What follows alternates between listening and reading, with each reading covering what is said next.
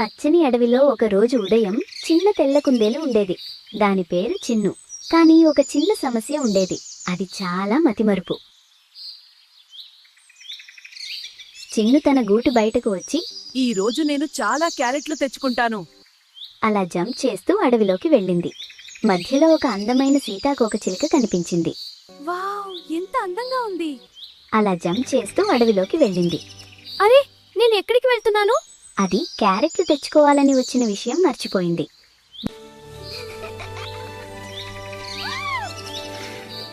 మళ్ళీ దారిలో ఒక చెట్టు కింద కూర్చున్న కోతి కనిపించింది. చిన్ను, నువ్వేం చేస్తున్నావ్? ఏం లేదు, క్యారెట్ తింటున్నా.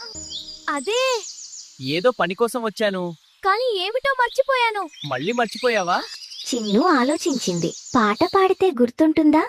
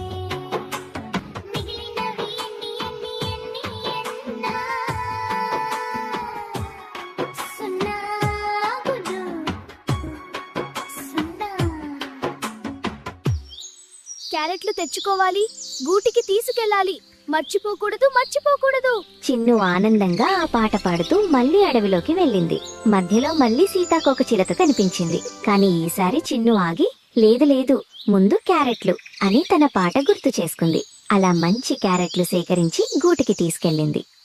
అమ్మా, ఇకపై నేను మతిమరుపు కుందేలు కాదు, పాటతో గుర్తు పెట్టుకుంటాను. అవునా, బాగుంది. ఏ పని చేయాలన్నా దానిపై దృష్టి పెట్టడానికి మంచి అలవాట్లు చేసుకోవాలి. ఇదే నా సందేశం.